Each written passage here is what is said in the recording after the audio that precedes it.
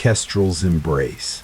The biting wind, laced with the metallic tang of high-altitude ice, cut through Captain Ben Carter's regulation-issue jacket.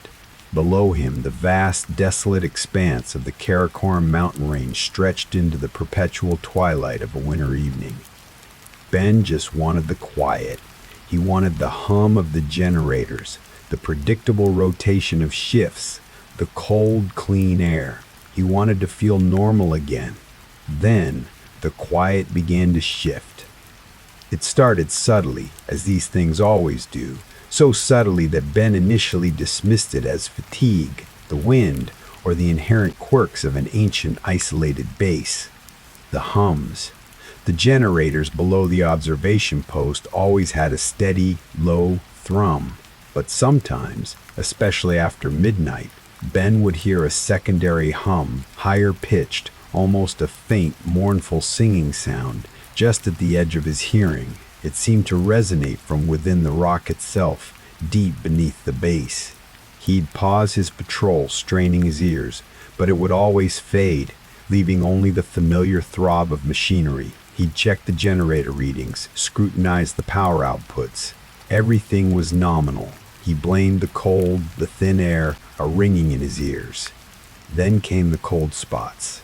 Patches of air within the barracks or the mess hall that would suddenly drop several degrees, chilling him to the bone, even with the heaters blasting. The hairs on his arms would stand on end, a prickling sensation that made him glance around nervously. The younger soldiers, he noticed, sometimes shivered, rubbing their arms, but none mentioned it directly. They were too disciplined, too afraid of looking weak. Ben himself would just adjust his jacket, blaming drafts, faulty insulation in the crumbling structure. The first truly unnerving incident involved the comms room. It was a sealed-off ancient section of the base filled with obsolete equipment, relics of the Cold War. It was supposed to be empty, secured. One night, during his patrol, Ben heard a faint tapping sound coming from within. Rhythmic, persistent. He pushed open the heavy steel door, the hinges groaning loudly. The room was dark, cold, permeated by the scent of ozone and stale dust. He swept his tactical flashlight beam across the dusty consoles, the banks of flickering, unpowered lights. Nothing. No one. Who's there? Ben called out, his voice sharp, echoing in the vast silence. His hand instinctively went to his holstered sidearm. The tapping stopped, replaced by a faint child's whimper, impossibly small, mournful, coming from behind one of the larger dead consoles. Ben's heart clenched. A child? Here? It was impossible. He approached the console, his boot crunching on a loose piece of gravel. He swept his light behind it. Nothing. Just more wires, more dust, more silence. He told himself it was the wind, the aged metal creaking, his mind playing tricks. Above, a sky full of stars, so close they seemed to prick the darkness, mocking the isolation. Ben, a man hardened by 2 decades of military service, with a face etched by sun, wind, and unspoken burdens, gripped the railing of the observation post. But as he turned to leave, he swore he heard a faint, guttural chuckle, deep and resonant from the darkness behind the console. It was the sound of something amused, something ancient. He reported it in his log as unexplained structural noises. His superior, Major Davies at HQ, a man who preferred his reports succinct and devoid of local color, simply responded, "Roger that, Captain. Keep an eye on the perimeter. Stay vigilant." David knew what that meant. Don't waste my time with nonsense. The strange occurrences escalated, subtle yet persistent, gnawing at Ben's rigid logical framework.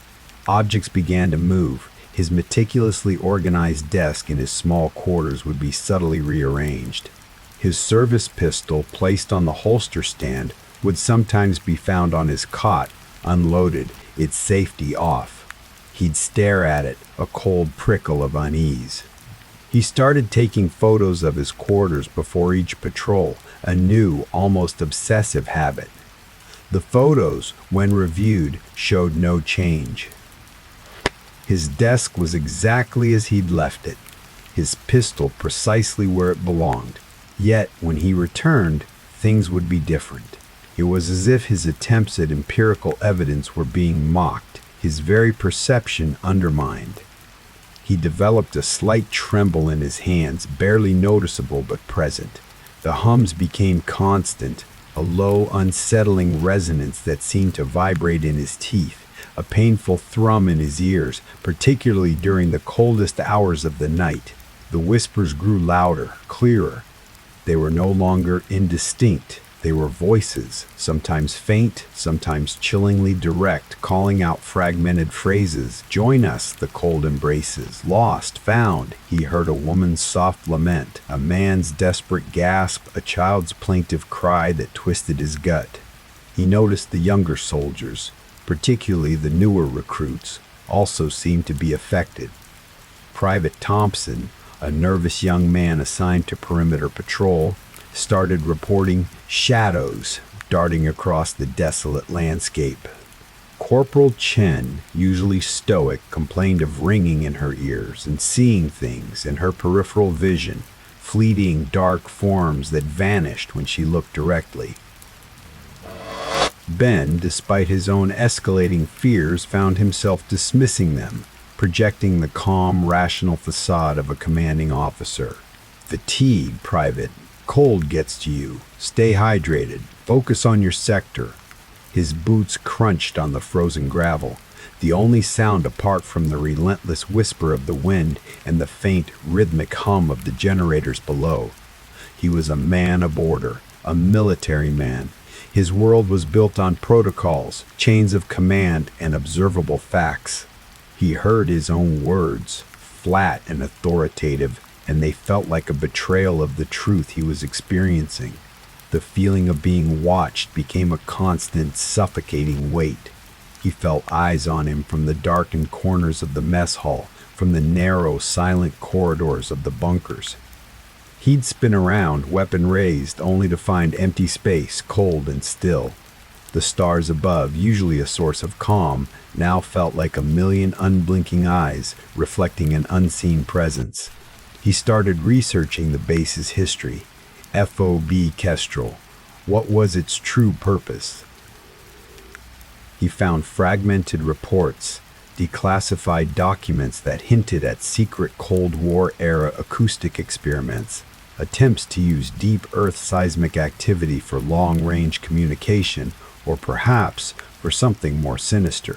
There were vague mentions of unforeseen anomalies in the readings, strained energy signatures emanating from deep within the mountain itself. And then, a chilling detail, a small, almost forgotten annex, a sub-level section deep within the rock, labeled simply Site Gamma, Containment.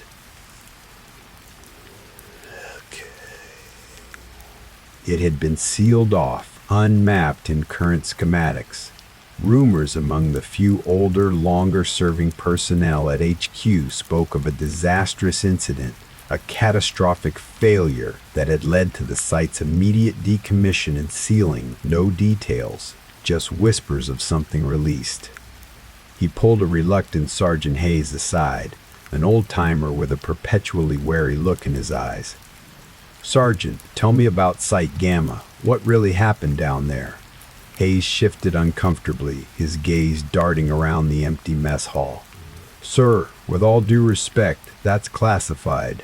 Old history. Best left alone." "Sergeant," Ben pressed, his voice low, "I'm experiencing things on this base. We all are, and I need to know if it's connected to whatever happened down there." Hayes sighed, a heavy, resigned sound. They say something came out, sir.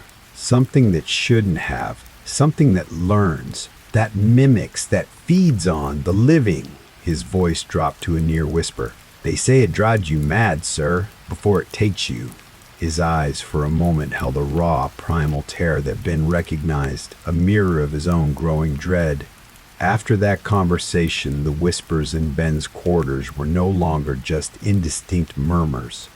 They were voices, direct, personal, mimicking the voices of his past, his regrets. He heard Sarah's voice, his ex-wife, soft and mournful. "You were never there, Ben. You were always chasing shadows." Followed by his own voice, distorted, hollow. "I failed them, all of them." These were the echoes of his deepest vulnerabilities, the guilt he carried from his last tour, the shame of his broken marriage.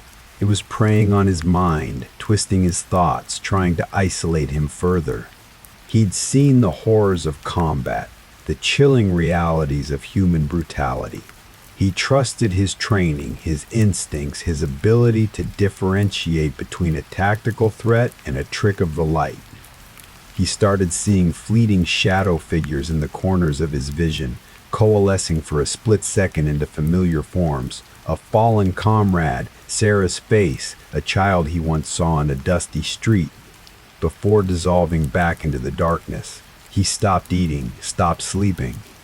His hands developed a persistent tremor. He barked at his men, then immediately regretted it, retreating further into himself. The young soldiers, seeing their unflappable captain unraveling, began to look at him with a mixture of fear and pity. They started avoiding him, their hushed conversations dying the moment he approached. He was truly alone. The entity, whatever it was, knew. It was nurturing his despair, cultivating his isolation. One night, the whispers in his quarters became a cacophony, a swirling vortex of voices, all his regrets, all his failures. And then, from the depths of the hum, a clear, distinct sound, a child's laugh. The same one he'd heard at the Blackwell house, impossibly light, chillingly eerie. Followed by that guttural chuckle. He looked at his service pistol lying on his cot, safety off, exactly where he'd found it earlier despite having meticulously secured it in his holster.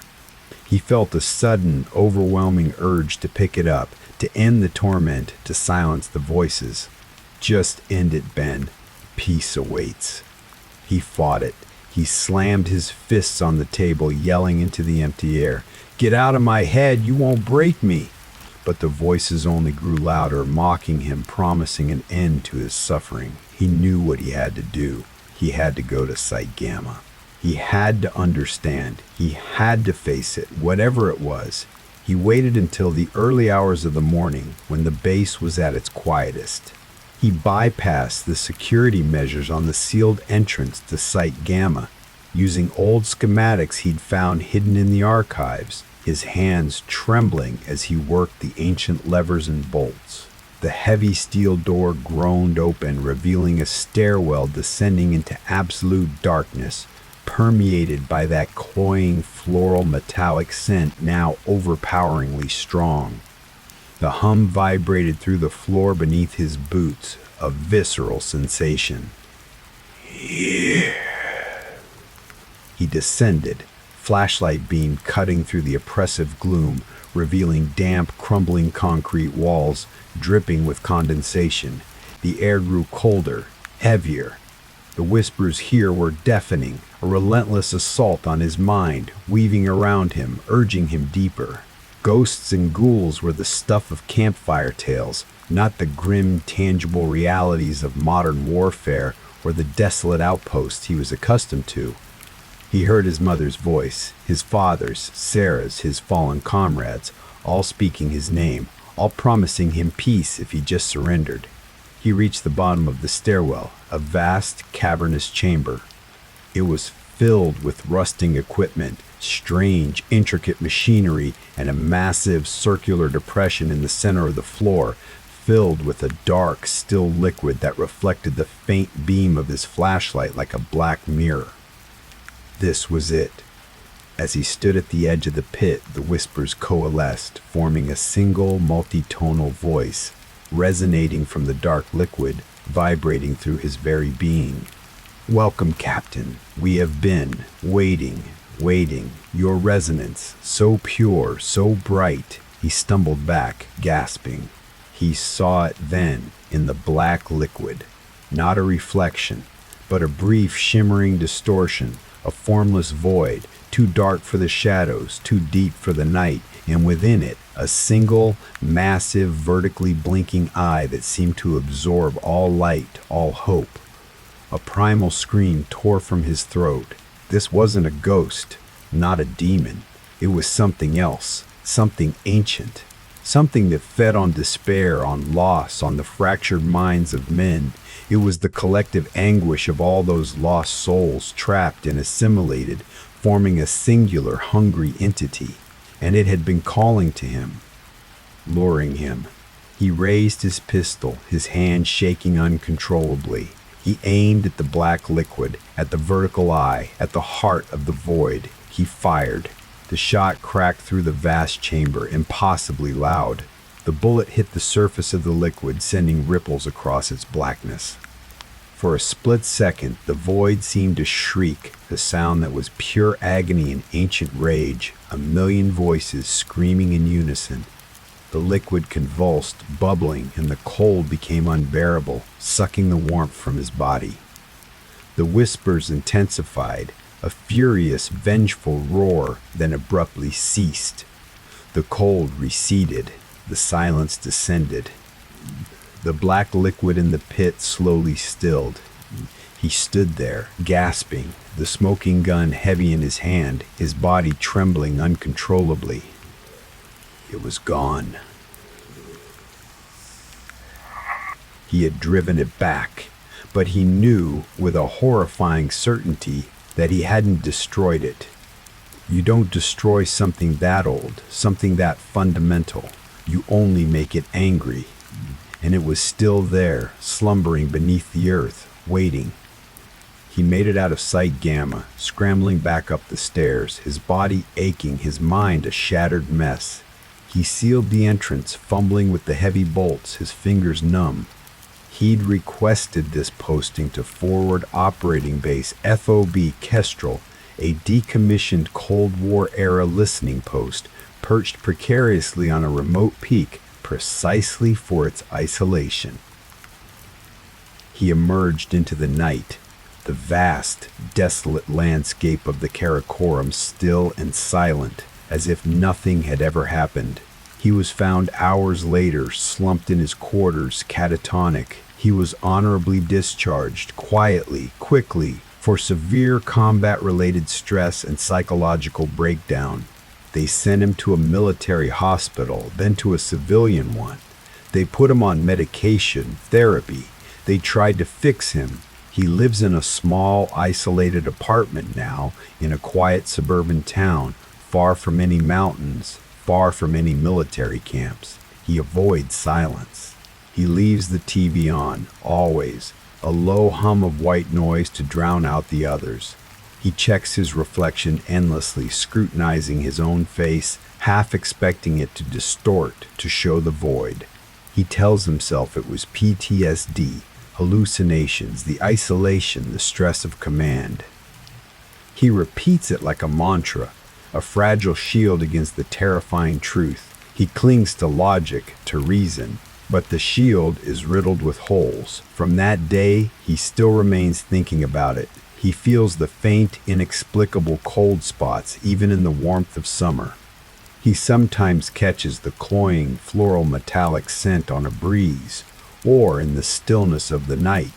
He hears faint whispers, just on the edge of hearing, calling his name, promising him peace, echoing his deepest regrets.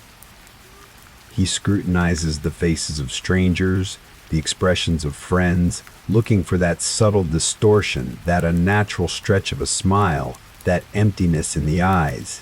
He knows it's still there, slumbering, waiting, and he knows, with a horrifying certainty, that he carried a piece of it with him, a resonance that was forever altered, forever open to the echoes of the lost. He escaped the base, but he did not escape the entity. He is safe for now. But he is not whole. He is forever haunted by the chilling knowledge that beneath the vast, desolate peaks, and perhaps beneath the veneer of our own sanity, ancient, hungry things lie dormant, waiting for the weary, waiting for the lonely, waiting for the quiet to call them home. After his last tour, marred by a particularly ugly incident that still haunted his nights, he craved quiet, a place where the only demons were his own. FOB Kestrel was a skeletal remains of a bygone era. Concrete bunkers half buried in the rock, rusting communication antennae clawing at the sky, and barracks that smelled perpetually of damp and aged metal. It was meant to be a simple oversight posting, monitoring a remote border, a place to finish out his career far from the messy complexities of command. He'd arrived 2 months ago, accompanied by a skeleton crew of a dozen soldiers, most of them young, green, and eager for any excitement. Thanks for watching. The veil between our world and theirs is thinner than you think. Each like, each share, each subscription strengthens the connection. Feed the channel before it feeds on you.